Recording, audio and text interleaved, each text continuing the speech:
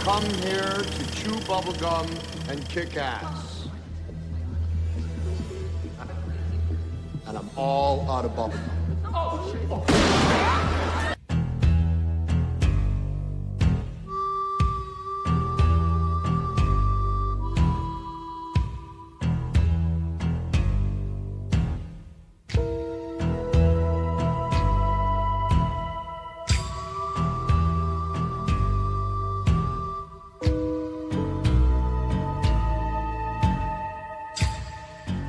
You're listening to League Podcasts, the League versus They Live. I'm Matt Durson. And I'm John Nada Hunt. Clay Nada Ferno. All right, so the N is for Nada. There we go. Well, welcome back. It's been a week. I don't know, people don't know this, but it's been a couple weeks since we recorded an episode. So yeah, we weren't on speaking terms for a couple weeks. That just meant we couldn't figure out the software. Speaking Terms is the name of the software we use. It's a good name. It is. Patent Copyright, pending. patent pending. Patent pending.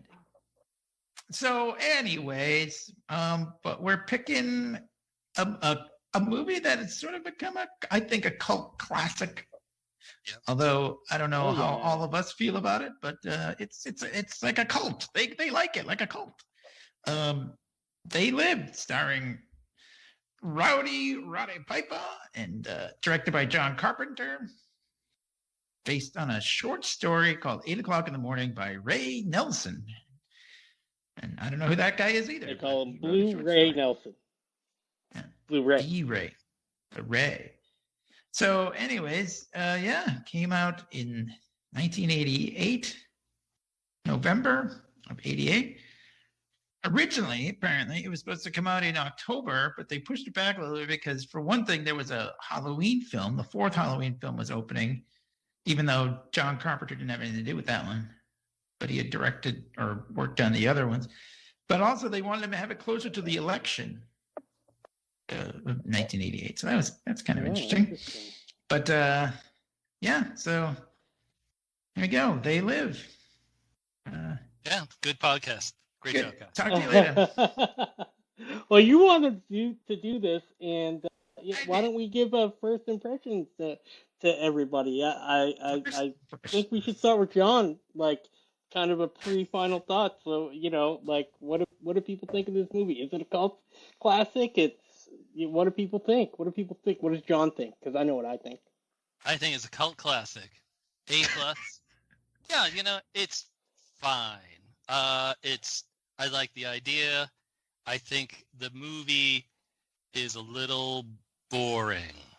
I liked it when I saw it when it came out. I think that was because we all liked wrestling. Yeah. But when I watched, when I say recently, it's like a couple of years ago, but I didn't really feel the need to revisit it to talk about it because I think I would have been bored and I would have gotten tired of hearing doom, doom, doom, doom. Boom, boom, boom. Yeah, I was like, wow, they really just hammer that into this whole thing. The soundtrack is a little repetitive, not going to lie. That's John Carpenter. He composes his own. Right. Score. I saw that concert. Sam and I went to the concert that he did. It was cool. He did have someone working with him. He didn't do it. He might have. Yeah, but I mean, he came up with that bass line for the thing. Right. To match Piper's walking. Well, so here's the deal. Here's my few minutes. Wait, why am I the only one giving out my final thought at the beginning? All right. Yeah, I would set that all up for myself. It's because you want to put me on the spot because I don't like this. I don't hate this movie. He wanted to set you I didn't want to stick it to you. I just wanted to say that in my circles, this is a huge movie. This is a big punk rock movie.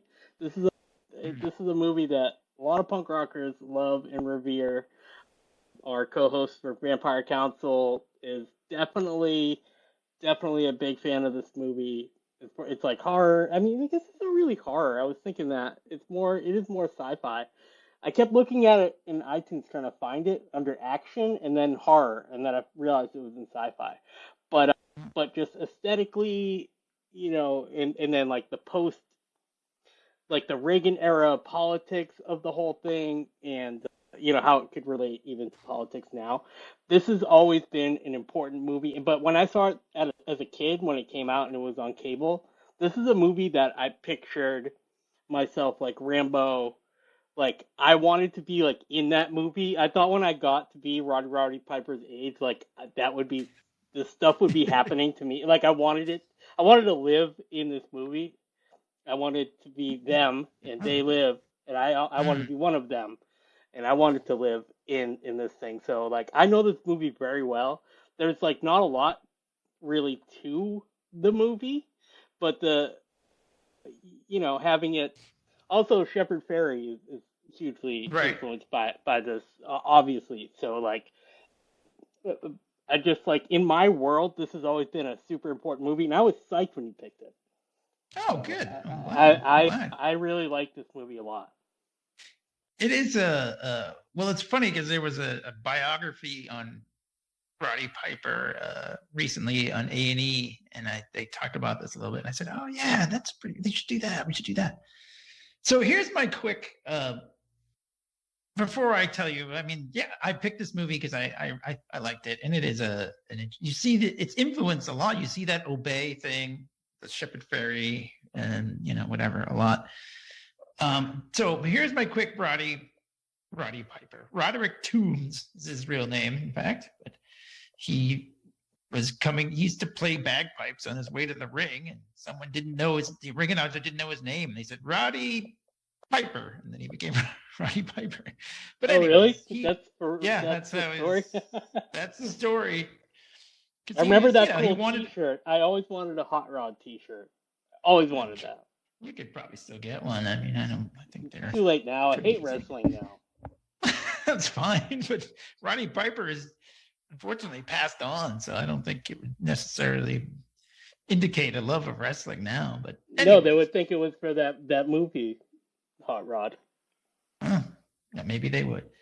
So here's the story. So Roddy Piper, he came to the WWF in the mid 80s. He had been wrestling around for a while, and he was picked to be the big bad guy because he could talk. And so when they brought in Cyndi Lauper and Mr. T and all that stuff to do like the rock and wrestling connection, when MTV was like getting big and everything, and they had this whole thing, Piper was the guy that they picked to be like the big bad because he could talk and he had great personality. So, but he knew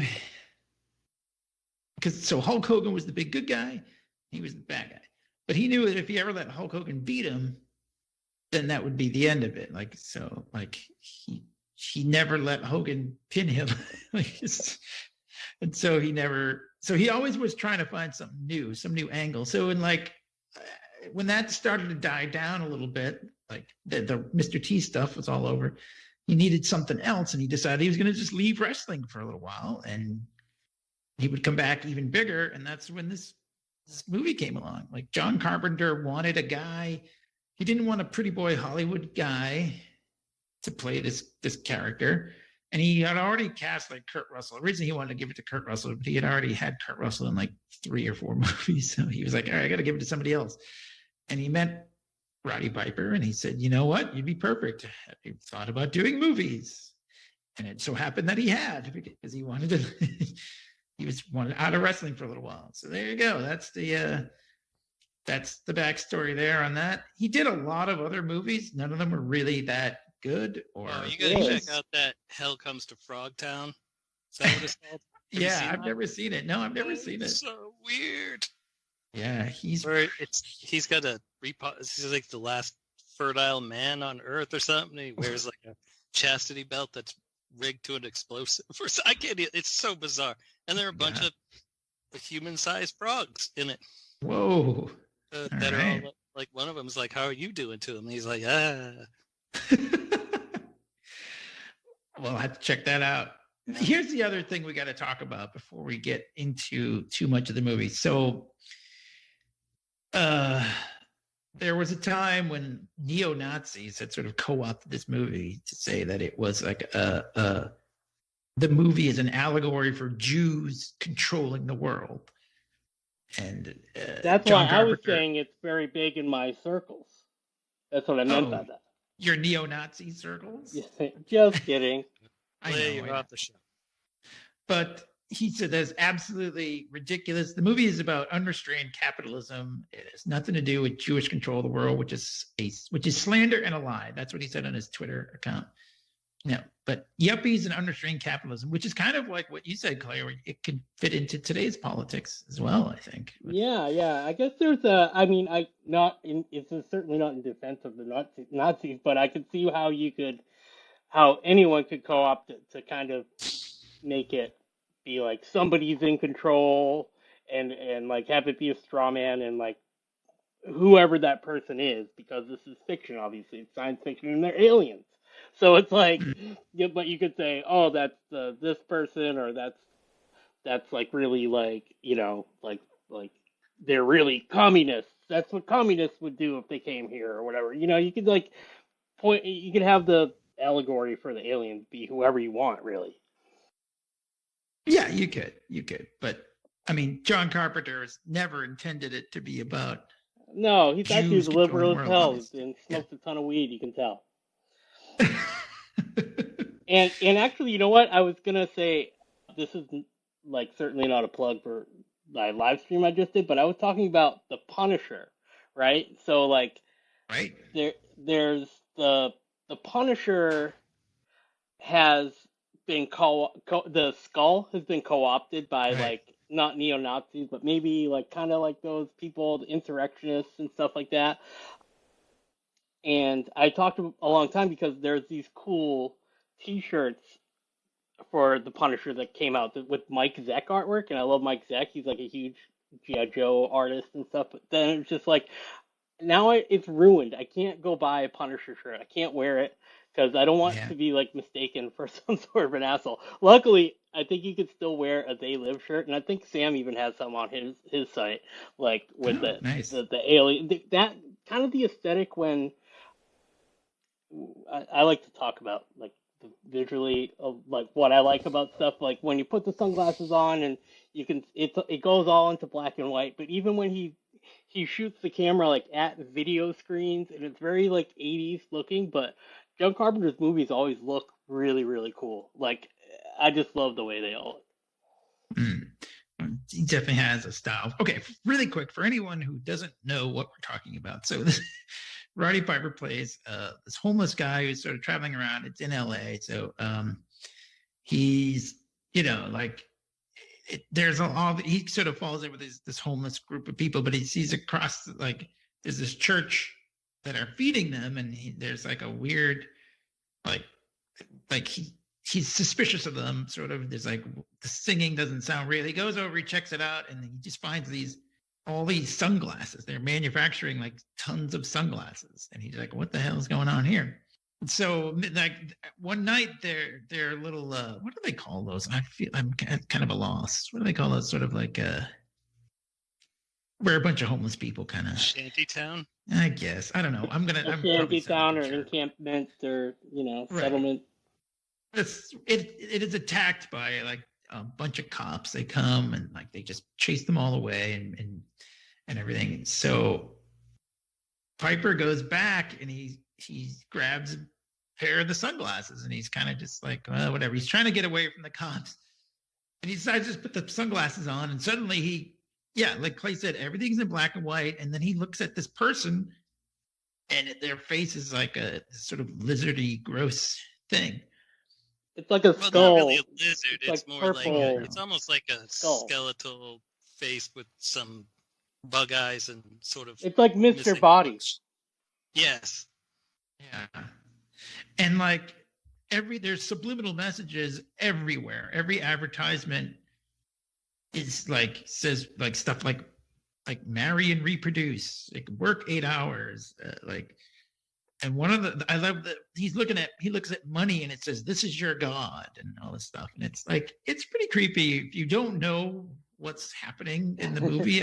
Although, like I said, this is when I first saw it, I was like totally it like kind of like hit me in the chest, like, whoa, that's like super messed up. When you first see it, it says, and the thing you just referred to is like work 8 hours, sleep 8 hours, play 8 hours. Like just Right. written basically in huge letters on the side of a building.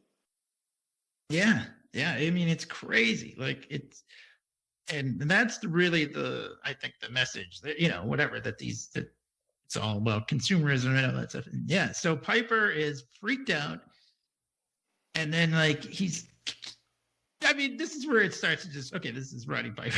Like he tells a lady who has the alien face, he's like, you look like your head fell in the cheese dip back in 1957, which is such like a weird line. Yeah, but right. whatever.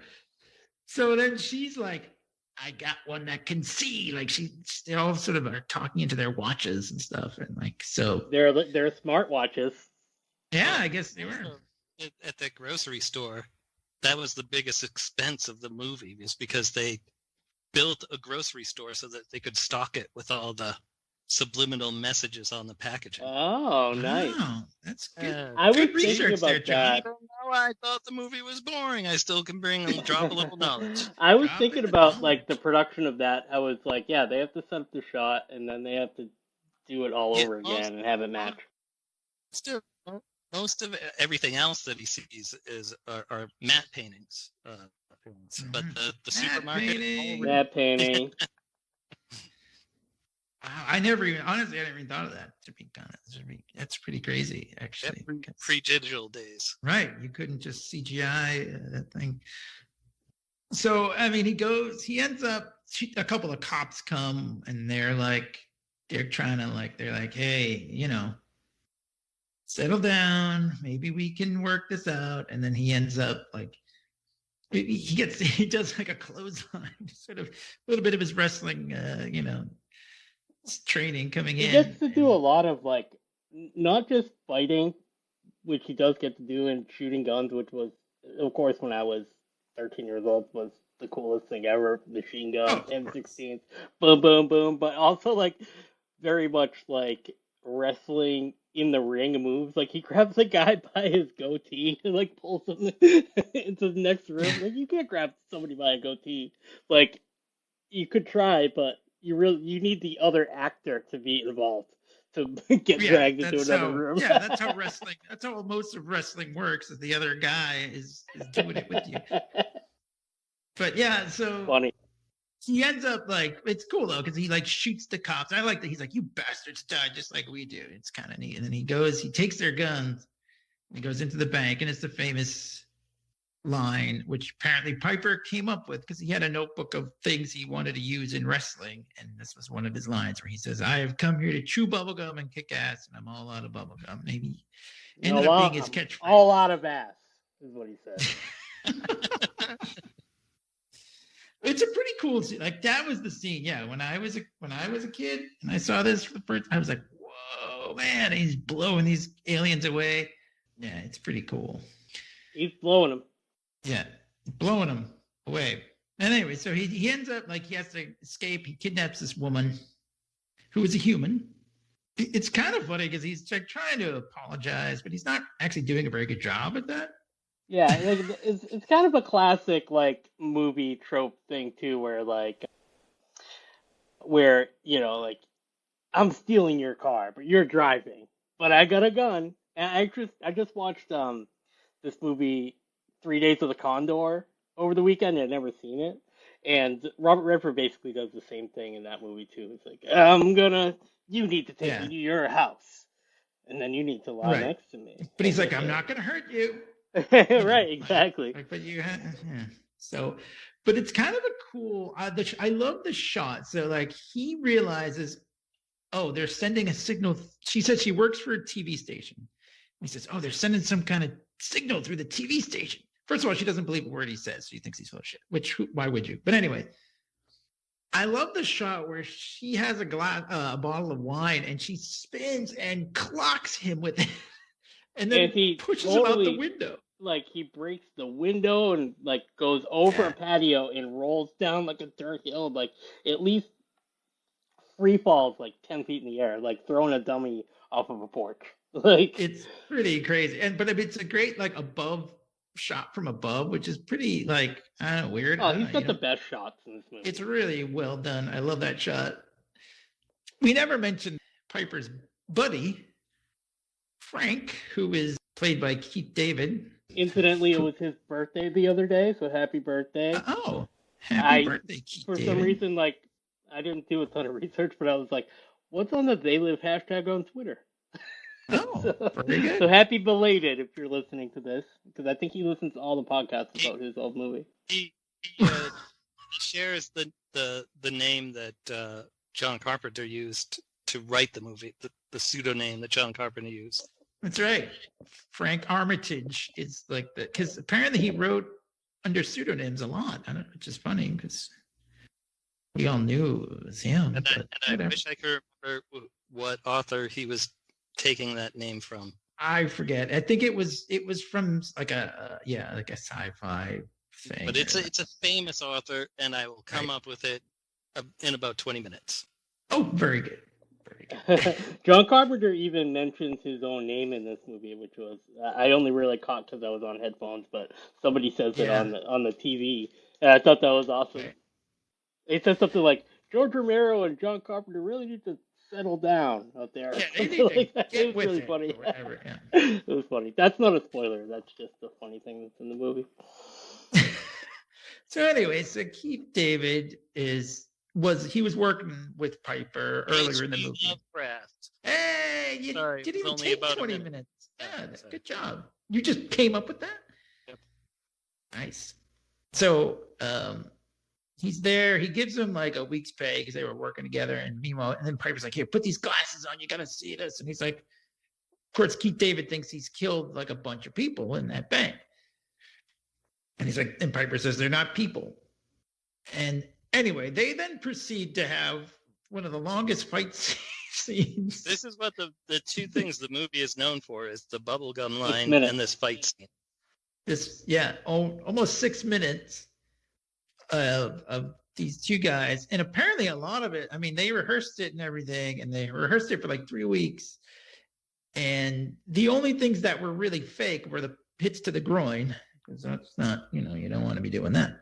And then hits to the face. But everything else, they were hurting each other pretty good, apparently. And then Piper even, because apparently John Carpenter said, I want to suplex. Well, they painted like, like gym mats to look like concrete so that they could slam each other into it. Thank you. I'll be here all night. Very good. I'll just pop in and out. Some more movie magic there. Yep.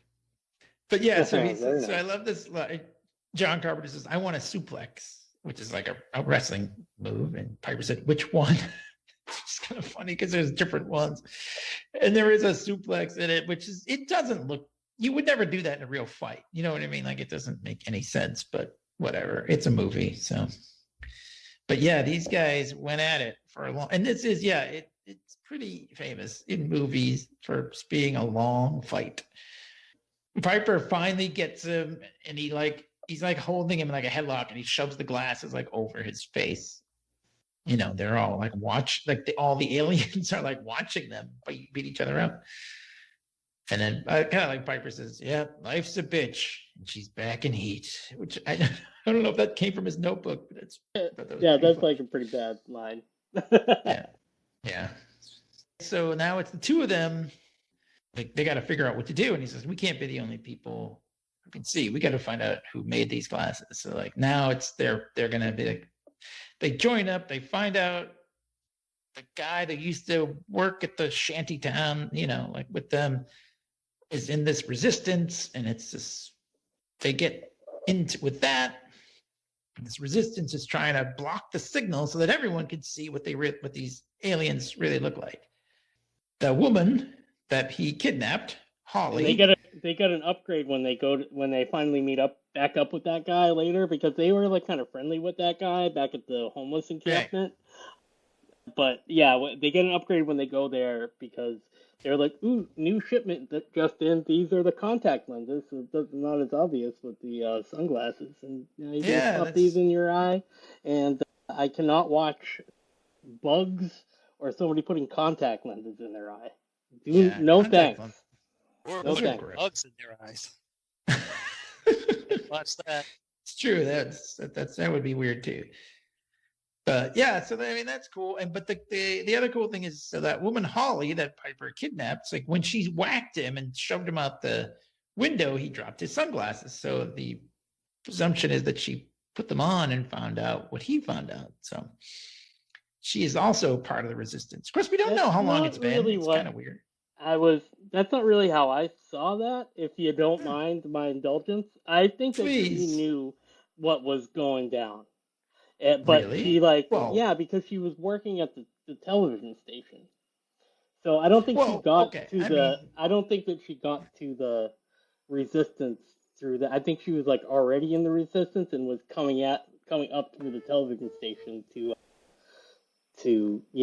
kind of like be a well, spy in there. And then she was also, because she was very suspicious of him when she was in their apartment, because maybe he was one of the wealthy people, so she didn't exactly know how to trust him. I feel like she was in the resistance for a long time, is what I'm saying. all right, if that's how you want to look. Obviously, it doesn't matter because she was a spy, as you say. But there's a shot after she knocks him out the window of his sunglasses lying on the ground. Like they specifically show that. So I think we're supposed to believe that's. I always interpret it. We're supposed to believe that she picked them up and said, "Oh, that guy wasn't crazy," but whatever. It doesn't really matter because she ends up being a shithead. I think maybe I was like reading way too into it. Carpenter probably didn't even think about it. You know what I mean? Yeah, you might be. It doesn't really. It's just so. Anyways, while they're there and they're determining, like, okay, we have to take the fight to them. Meanwhile, all these cops show up in like riot gear, and they take it to the resistance. And there's a lot of shooting and everything, and whatever. And then Piper and Keith David figure out like the watches get like transport them. They go to the TV studio and they find TV studio is only broadcasting locally, right? Yeah, I guess, but it's LA. Yeah, I maybe think that it's I don't like know. there's probably other, every Affiliates? affiliate. It's not like Yeah. TV 38, with the movie Loft. I mean, I'm sure other maybe it We is. didn't have that in North Dakota, so I don't know. Right. Yeah, maybe they were starting in LA and they were gonna do world I don't know. domination. Yeah, I mean, like at least LA will be good. So yeah, if they blow up the transmitter or whatever, then they can. So they run into this guy. His name is George Buck Flower, who was apparently plays like a hobo in every movie he's in. He's in Back to the Future. Yeah, he was the bum in Back to the Future. He's kind of like the homeless guy here, although now at the end of the movie he's joined up with them and he's like wearing a tux. Very stylish. Yeah. He was in Mac and Me, which is one of my favorite bad movies of all time. Yeah, let's cut to the clip. And Starman also, in fact. Anyway, but he's kind of like the voice of like when he finds out that Piper and Frank are not in with the aliens, like he's like, "Come on, guys, we all sell out." Like he's sort of the voice of the. Yeah, want a taste of that sweet it's like money, because the aliens are basically bribing people to make sure that they're in control all the time. Right. I like the way they described it, where with that guy Gilbert, the guy that they held up with earlier, he said, "We're like their new world." It's sort of like taking over a third world country to these aliens. Like the Earth is like just this primitive third world country that they're just coming and plundering and then moving on, which is like they want to steal us for our resources. But but also I mean, I think that I can't think of like specific things, but like that kind of idea, like travel, is used in sci-fi even very recently. You know what I mean? Like every sci-fi movie, like Independence Day, they use that same line. I think like so many different sci-fi movies, like they're just taking over and then they move on to the next planet and all that stuff. Even like Simpsons, like like you're gonna take all their stuff. Go ahead, throw your vote away.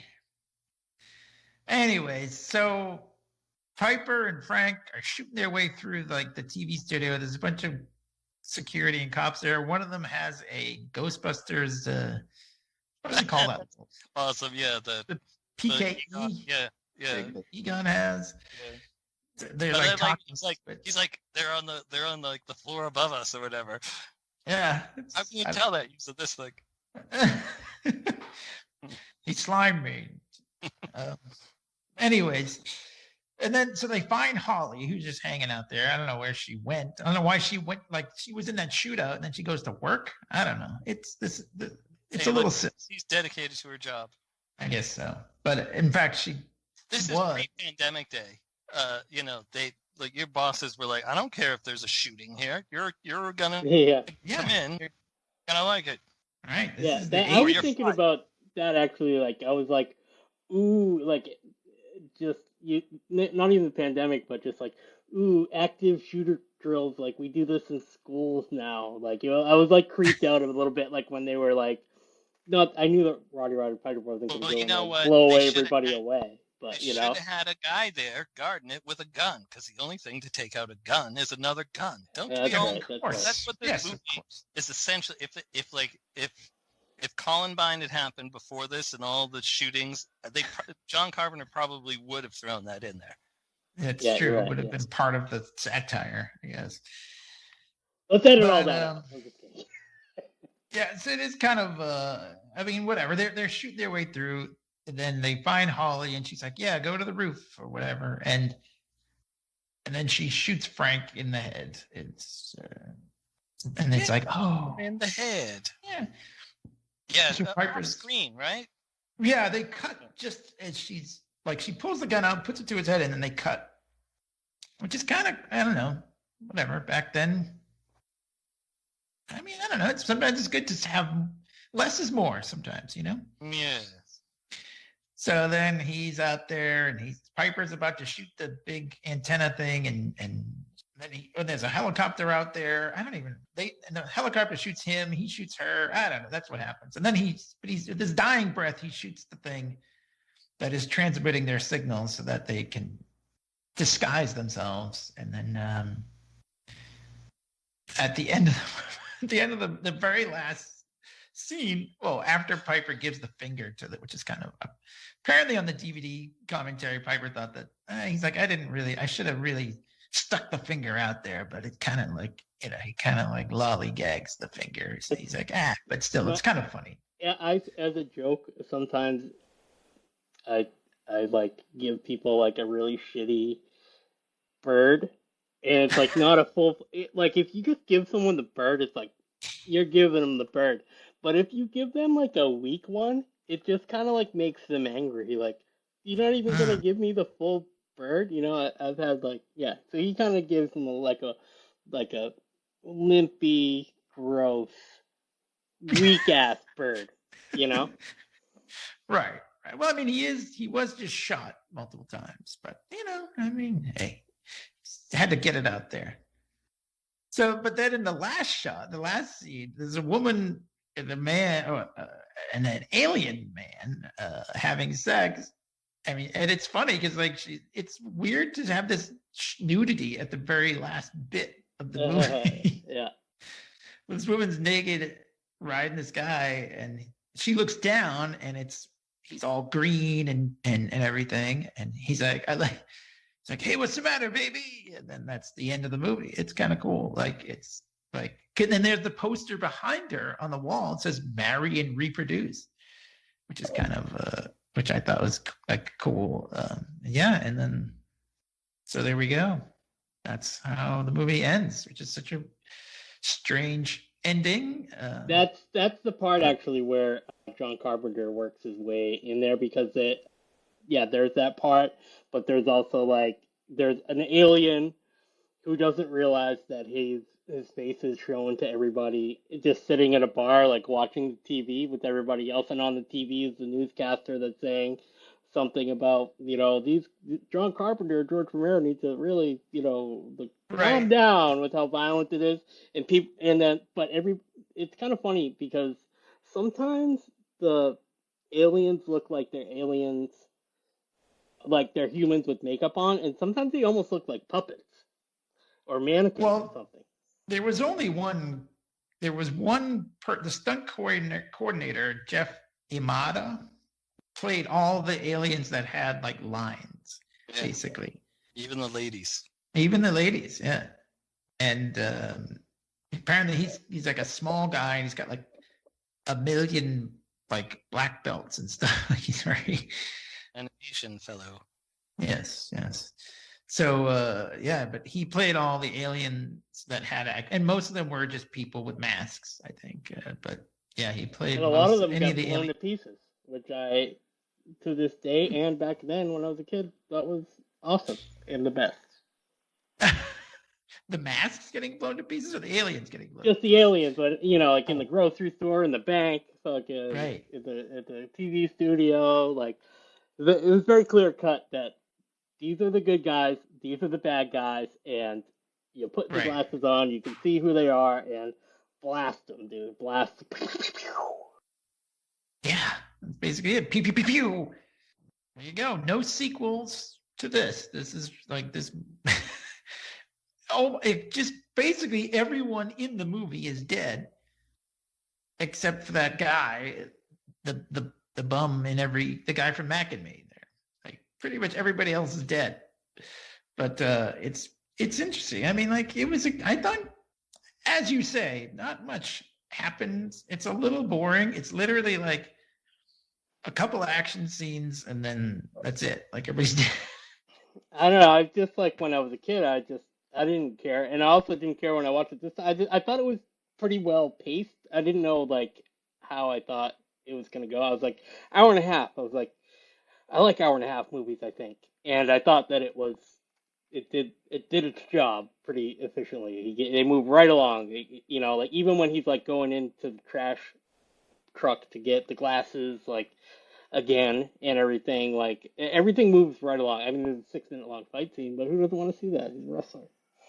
Yeah, The no, it's 6 minute long fight scene was based the idea was based on a John Wayne movie where he just is like having this huge long fight, this brawl that just goes through a western town. And it just goes on and on. Oh, they keep like going into the saloon and then out the back door and then down the street. Yeah, pretty much. And it's like then the guy gets punched into the water basin thing that horses drink out of or whatever, and all that stuff. So. And then somebody goes, "You're yellow." Yeah. And he's like, "I tell you what, Pilgrim," and then punches the other guy. Apparently, they aped this on South Park too. In that cripple fight episode. Like that was like one that I remember watching with Mrs. Elder, and her not getting the joke, but I was just like, "This is brilliant." So. It is. It's funny. Well, that's one of the things. Like people, yeah, like this has kind of become a cult classic, and like they do things like that. Like they have, South Park does bits about it. Everybody, I think there was another thing. I forget where, but yeah, like you put on the sunglasses, you see it like a lot of videos, a lot of like have done this kind of thing. Whatever. It's famous, and I think, like I said earlier, like some of the with politics now, you could almost. I think it's still pretty relevant, like we said. So I don't know. It's Roddy cool. Piper was the first wrestler to be in a movie that opened at #1. That's right. And I think movie was made for like $4 million and made 13 million. I think so. There you go. Yeah, it opened at #1, and then like it disappeared from theaters like pretty soon after that. It didn't really hang around that long. It's really strange. But yeah, Piper, and then he went back to wrestling, and then he would go and coming back. And then he died. He had interesting things like years ago when a lot of wrestlers were dying because they had done a lot of steroids and they put strains on their hearts and everything. Like he said, I'm not gonna make it to like 65, like when like my Medicare will kick in. He's like, I'm not gonna live that long, and he didn't. He died at 64. Sad. But He was a Yeah, legit tough guy, even though as wrestlers go, he was kind of small. But like people thought that because in the movie he's pretty buff when he's like, there's that scene where he's at the construction site and he's not wearing a shirt, and people thought that that John Carpenter somehow put his head on another actor's body because Piper doesn't look that big in comparison to other wrestlers. And John Carpenter's like, why would I do that? That's too much work in the Yeah, that was pre-digital a days. lot of work in the 80s. Did you see this cheesy special effect of the drone? We can't even get that looking good. Yeah, the drone was a little cheesy. Yeah. I But, kind of like, like that the fact that the drones and the aliens, it made it black and white. I feel like in a real purposeful way, he tied it to like 50 sci-fi, like by making the aliens look the way they did and like making the drones look like flying saucers and have it be in black and white. Kind of like almost Twilight Zone-y kind of thing. Yeah. This could be a Twilight Zone episode, for sure. I like the, you know what, when there's that one part where he's walking around the street when he first puts on the sunglasses, and there's like a traffic light that's just going sleep. That's like creepy to me. I don't know. I thought that was like, it was all creepy to me when I was a kid. Yeah. And but then also like I noticed this time, this is like a thing that I noticed like watching it this time. It was like, I wonder, they just got a tiny little, they had a model builder make a satellite dish and put it on a motor, and it was probably run by a bat. I was like just taking apart like the props, because on top of that traffic light was also like a transmitter to get the signal out to everybody. But I was like, I could make one of those. I could do one of those. the guy from Mythbusters, like a 1-day build. This really abstract prop from They Live, and be like, what is that? Why do you have a tiny satellite dish? Oh, well, yeah, it's from They Live. Put these glasses on, man, and I'll turn it on. I'm trying to find out where there was some reason why he made the aliens look that way, and I don't remember. I can't find that anymore. I'm really sorry. But there was I think he wanted him to make them look kind of like people that had been sort of like desiccated or something in a way, like like zombified or something. But yeah, pretty cool. They kind of do because they look like the skin is melted off or something. Yeah, it's kind of like that. But I think it's also kind of a commentary on what he's trying to say, where they're taking over. Like, I think I found the thing on IMDb. The aliens superficially resemble walking, rotting corpses.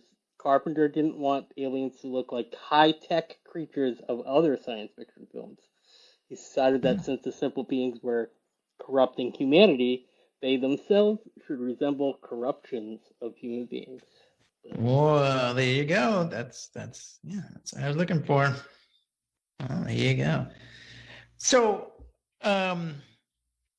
couple minutes on the short story that this was based on. 8 o'clock in the morning, it's called. There's no sunglasses. He's just cuts out of being hypnotized. Yes, and suddenly he can see. Just like it's like literally the first line of the show. The thing is pretty short. So yeah, he's this guy. His name is George Nada, which Piper's name I think is John Nada. Yeah, that's why I introduced myself as John Nada, and then Clay stole my thunder. Yeah, it just said Nada. I just saw that it was Nada, his character name. You didn't do your research, even though I said I didn't like this movie. I don't even not like this movie. I just don't love this movie. Right. No problem with that. So yeah, in 8 o'clock in the morning, this guy, like, he can see everything, and he sees like basically everything that Piper sees with the sunglasses, and he goes to his girlfriend's apartment, and it's such a weird scene too with his girlfriend's apartment. He's like, "Wake up! Starts trying to slapping her around. Like, wow. But then her neighbor shows up. Then Durson's neighbor comes over. He's like, "You guys stop laughing at Homestar Runner." That guy from Quincy, what a jerk! Yeah, he's like, "Hey, you mind?" Like, I thought you were talking about John Hunt. Your neighbor came over. No, this is my neighbor as an adult, not as a child. But yeah, but then he just kills the thing, like slits the throat. Yeah, well, the aliens look like snakes or something. Yeah. There's a weird, I don't even know. It's a really weird story because they're like, he gets like a phone call, right? And it says, well, if you don't, I think it's like, if you don't surrender, you will die of a heart attack at 8:00 tomorrow morning. And he's like, well, whatever. Like, and then like, so he's going around. Like, I ain't dying of a heart attack tomorrow. I'm leaving. Yeah. Because that will solve that problem. Yeah. I don't understand how it doesn't make any sense, to be honest with you. He kills a few aliens and he starts to drive away. And I don't even really remember how it ends, but he just dies like at 8. He dies of a heart attack at 8:00 in the morning. He gets everybody to see, or what he Right. kills an alien and then throws him in front of the camera and is like, hey, everybody wake up, pretending to be the alien. And then everybody wakes up and then he dies of a heart attack. He doesn't get to see the resistance. Yeah. But hey, whatever. I mean, it was enough to just only 8 pages long, so yeah, it's pretty short. They also they made like a graphic novel. Not even that long. It's shorter than Roddy Piper for a wrestler. 6 something. Well, I was what we were saying. He was small for a wrestler. Small in musculature. I don't know how tall he was. He might have been small. He wasn't in mullet, because I'm going to tell you, I based my haircut off of Roddy Piper's hair in this movie. Wow. How about that? So I hate him for it.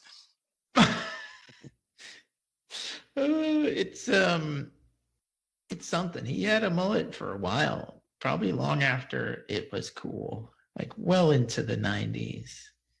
Oh, when did mullets? I don't know. Yeah, no, you know what? Mullets should have been gone in the 90s. They're not gone, dude. Like, now they rock a fucking mullet. The mullet it never went away. But you could have said that 10 years ago or 20 years ago. It's like people were like, "Hey, mullets just never went away." Oh, I guess it depends. I guess it depends on where you live. Right. Well, North Dakota, you see them everywhere. Sure. Yeah, they are kind of everywhere. I mean, when you do run into a person here, since there's only about 6 people that live in this stupid state. Yeah. Anyway, I'm sorry. You guys all plow each other's driveways. Yeah. I mean, we gotta go wives. 85 miles to get to that because we don't live close. But yeah, it's generally how it goes. So you plow each other's driveways and then compliment each other's mullets. Yep, we're like, hey, dude, nice. Well, that's the reason we get together and plow driveways, so we can see how the mullet is coming in. Well, there was a time, I feel like, in the later 90s where it was not, like, a mullet was not cool. I agree. It's not cool. Yeah. So it didn't mean that people didn't have them, though. Is all thankfully, no, you're right. We have it in the late 90s. So no, right. And now I don't have any hair at all, so I don't even know why I can't even talk about this with any. Still grow out the mullet part, like the long part. Oh, that would be even worse, isn't it? Yeah, you'd be like the guy at Jordan's Furniture. That would be awesome, dude. You know those guys. You know, they have no hair on top, but they're like, I got to hold on to my youth, so I'm growing a ponytail. This would have been the time to do it. I should have started right at the beginning of quarantine. Yeah. Suddenly emerge this luscious mullet. Yeah. I've been shaving my head. This episode now. The luscious mullet. That's gonna be the name of my new band. There you go. You got a picture of Roddy Piper on the album. Yeah. Sent you guys that awesome Japanese movie poster. That was great. Yeah, some guy started following me on Instagram. I looked at his page and he sells a bunch of movie memorabilia, and that was one of the things on his page. So how about that? Japanese They Live 30th anniversary poster. I like that. I'm down with that. Which does make it look like it's way more exciting. Is it a Mondo? Is it a Mondo print? I cannot say. I didn't really. I don't think so. Screen capped it and sent it to you. Yeah. It's. I mean, it is. Yeah. I will grant you that the movie does make it look like a lot happens in the. I mean, the poster makes it look like a lot happens in the movie. when it is. I mean, I'm with Clay. At least it's only an hour and a half. It was much longer. It would have been like, oh boy. But really, like it's pretty. It moves pretty well. Like even though Very well. not much. But yeah, it moves along pretty well. There's nothing like that you wouldn't necessarily cut stuff out. I don't think. But there you go. That's They Live. Do we have any final thoughts on They Live? Yeah, I got final thoughts. We always do final thoughts. Well, we kind of did pre-thoughts, so I just wanted to Go to the pre-thoughts. We did first impressions, not final thoughts. First impressions, check the water temperature. That's what that was. That wasn't final thoughts. It's a grade and everything. Well, who wants to go first with their final thoughts? John, should we defer to you, or I'll take it? I'll take it. I don't care. You can do whatever you want. I'm going to take it. I have no responsibility here whatsoever. That's right, John. Here's my final thoughts. This is absolutely a surprise to me that we're covering this. This is probably one of my favorite movies. I love this movie. And I've been watching a lot of old movies lately, and to watch this one again, and this really, I feel connected to this movie in a way that I don't to some other things. So I give this movie an A+. I fucking love this movie. There you go. Nice. All right. I mean, that's. I'm glad. I'm surprised you didn't. You should have recommended it then. I didn't think. I didn't think of it. I know. I didn't even think of it. But I was so glad that you did. And yeah, even this podcast doesn't even sound like you liked it. So you should go next. I was probably meaner than I was bringing the mean, but I think it's still a fun movie. I was always a big Roddy Piper fan. Even when he was a bad guy and you were supposed to hate him, I still thought he was pretty cool. And this movie, obviously, like, I remember I went to see it in the theaters. Like, I was really psyched. We saw it together in the theater. Probably, yeah. Pretty sure, because I have to make you watch everything I'm watching, even though you're a big wrestling fan. Right. So you'd sort of pretty sure we saw it with Nizza and Slaw. Oh, probably, yeah. I mean, we were probably super, and this was like 88. So like, the heyday of wrestling was like 86, 85, 86. Although 87 was also a big year. Pontiac Silverdome. Yeah. Hogan and Andre. That was like the big thing. And that was when Piper left. Like didn't he turn good or something at that Yeah, point? he turned good. Because it was just, he was really popular. Like, so like, fine, we'll just make you fight the bad guys. Well, Vince McMahon wanted him to, like, he wanted to start his own movie thing, right? His own studio, and he was like, Piper, be in the movie, I'll match what John Carpenter's paying you. And Piper was like, I gotta do something else other than this, because right, I gotta be more than. And the first movie he did was that Hulk Hogan No Holds Bar movie, which who remembers that? No one, right? It's terrible. That's not a cult classic. I think wrestling fans Urban Commando is not a cult classic. So. And Mr. Nanny is Over the Top is not. I mean, I know it's like, different actors, but still, that's not a classic. No, but like No Holds Barred and some of those like Vince McMahon like produced those movies, like was like a co-producer, and he put Hulk Hogan in them. And yeah, he always, I think he always fancied himself as like David O. Selznick or something like that. But like, no, man, you're the wrestling guy. Just stay in your lane. Yeah, no, you're the jokey asshole wrestling guy. But yeah, Piper didn't go for it. He's like, I'll match the pay rate. And he's like, nah, I just want to. I mean, why wouldn't you want to work with John Carpenter when John Carpenter wants to work with you? You're like, So, and then Piper knew. He was like, I'll come back, and absence makes the heart grow fonder. They'll just like me more. And he probably sold a lot of those Hot Rod T-shirts when he came back. Inspired a lot of young men to grow mullets. Probably. And wear kilts, Yeah. What I mean? Well, maybe.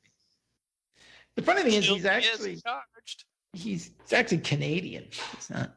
Oh, it's not actually Scottish. Way to ruin it for everything. Sorry. Right. Well, George Lazenby was Australian. He's wearing a kilt, so. Yeah, but he was playing a guy pretending to be British Right, who was that pretending was- to be Yeah, Scottish. playing the guy, playing the guy, playing the guy, playing the guy, playing the guy, playing the guy. I'm the dude playing the dude that's supposed to. What was that? Robert Downey Jr. Yeah. as the black guy. But anyway, yeah. So that's actually a funny thing. Is so Piper was in the United States on a green card because he's actually Canadian, and he didn't really agree with a lot of the shots on Reaganomics because he actually thought Ronald Reagan was a pretty good president, and he there were times when he was promoting the movie that they wanted him to lean into that, and he's kind of like, I don't want to say anything bad. I'm here in a green card. I don't know. It's kind of Hey, I interesting. just think you guys I'm really sorry, but I can't do that. Yeah, I can't really talk what this is all about, eh? Or else Yeah. they'll boot me out of the country, and then I'll be stuck fixing roofs. Sorry, Boots. sorry. Anyway, I will say, I think even though I was bringing the mean, I think it's a solid B plus. I'm not Bringing the. I didn't think you were bringing the mean, were you? Oh, okay. Seemed like you were bringing the. This is pretty fun. It's pretty okay. Yeah, it's fun. I think I gave it a B plus. I thought I just think and you even were I'm the one that's apologizing for slowed liking down on the movie, and I'm not even being super mean about it. I just think it's slow. Yeah. I think the idea is good. I like the aliens. I do like the story. I just think it seems like there's a lot of padding in there. Yeah. There is some ridiculous parts where he's like, put these glasses on, or you're gonna. What does he say? You could wear these glasses, or you can eat the trash can, or something like that. Oh yeah. I'm like, Yeah. even as a kid, I was like, this is the most ridiculous reason to have a fight scene. I mean, the fight scene is awesome, but it's so goofy. Yeah. Yeah, he's like, you can start eating that trash can. Yeah. And Piper's not bad in the movie. Like, I mean, No, he's not. because you're used to him like, as a wrestler, but he's very subdued in scenes where he needs to be. He's got 6 lines of dialogue in the whole movie. Not a lot. Yeah, it's pretty funny. And they got that great the white lines in the middle of the road. Yeah. So, He's like, well, that's what he says. I drive a white line. No one bothers me, and I don't bother anyone. He says the white line in the middle of the road is the worst place to drive, which is kind of like Exactly get from that. Mr. Miyagi said, you walk in middle, smash like grape.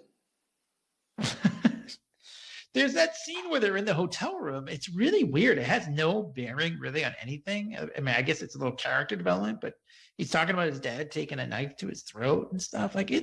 That's like serious shit. But Want to know how it I doesn't. got these scars? Yeah, it's kind of like that, but it's weird because it doesn't, it is padding, I guess. You don't really get to know the guy enough to even really care, so he was abused, I mean, it's obviously, I don't want anyone to be abused, but it doesn't really tie into so your dad, did your dad, was he an alien? I don't know, you know what I mean? Why? But I guess it's just to show that sometimes life is rough for some people, and a lot of people. And I guess it's kind of the commentary that they're making, is that I mean, a he lot of starts these- out being doing the Incredible Hulk thing, going from town to town, he's homeless, he hangs out with people that have nothing, and then, you see who's benefiting from it, the people at the very top, and then the aliens, of course.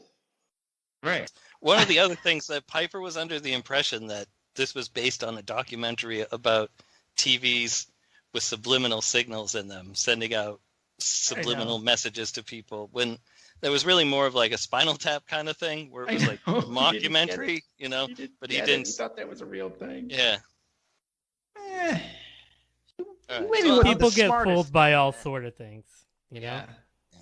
Yeah, look at that. Speaks to today even more. Well, that's Exactly. true. All right, That's I what gotta I give was my thinking. final thought. Give it.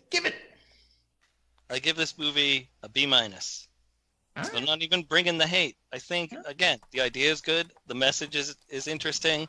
I just think it's The subliminal it's messages? something- Yeah, the ones that are telling me to give this a B- and not a C-. Yeah, right. I just feel this is something that would have been better suited in a shorter form. If it had been on HBO as an episode of Tales from the Crypt or something, So it wouldn't have had Yeah. You wouldn't have had it out to fill like a movie runtime. Twilight Right. Zone or That's my modern complaint day about Black it, Mirror. It doesn't have enough story to last, and also just the repetitive baseline that just made me kind of go insane. It kind of does lend it, like you're like, oh, it's that again because he's walking again, and then you kind of realize like, oh, he's just walking again. Yeah. So it's kind of funny. So, but I mean, again, I don't hate this. It's just not a movie I'm going to sit down and watch. Yeah, it's fine. So, B-. No, that's totally, fine. Yeah, you're off the podcast. You guys were here at Castle Stardust, and you were like, let's watch a movie and hang out. I brought They Live. I wouldn't be like, what are you, crazy? Don't do that. I'd be like, yeah, all right, I'll watch that. Well, we could watch instead Hell Comes to Frogtown, which sounds like a hell of a movie. I think that would be even more weird to watch. I mean, it is I think it's cool for one thing, like, yeah, the memory of it, because I remember being super excited when this came out. I think this all helped me, like look a little more fondly at the movie, even though like you said, I didn't bring the mean. It is slow at times, but like Piper is really good, and I think, yeah. And it's a shame that he didn't have more success in acting. Well, yeah, it's true, and it's a shame. Like, he was a great talent in the ring, but he did kind of had a lot of concussions and stuff back then. They didn't take care of themselves all that well. Although as he did, I'm sure he did his share of drugs, just like the rest of them. Hey, it's the 80s. Right, it was the 80s. Can't have a mullet without drugs. Tell me about it. And yeah, I mean, unfortunately, he died young, comparatively. 63 or whatever he was, 64. It's sad, but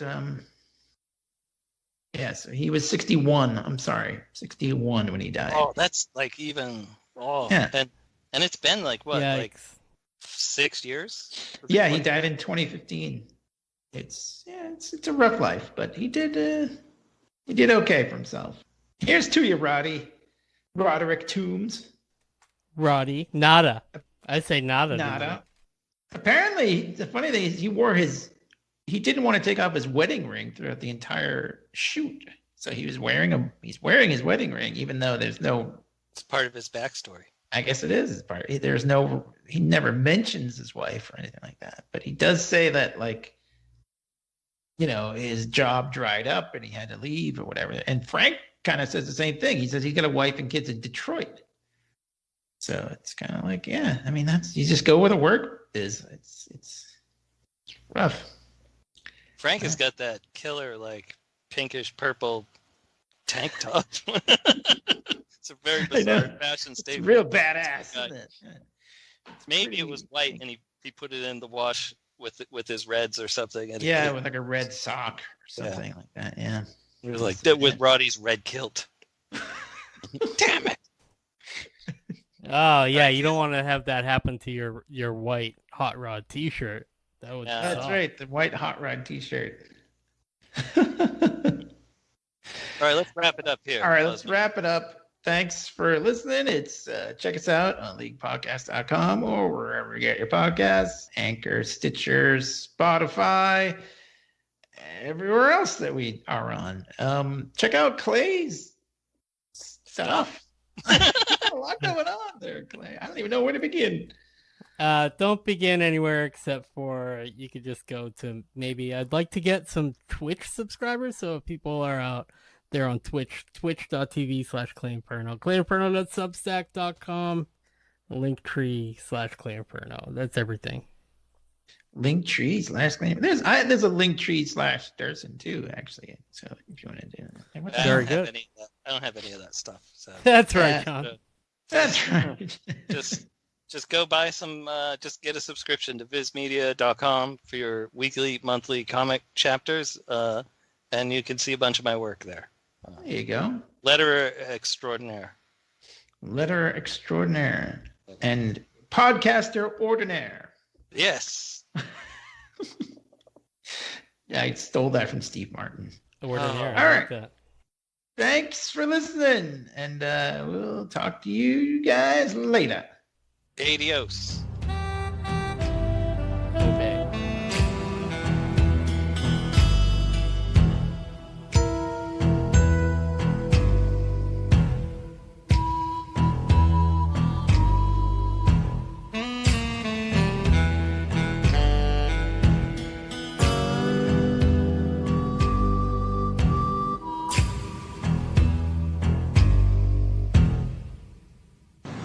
Brother, life's a bitch. She's back in heat.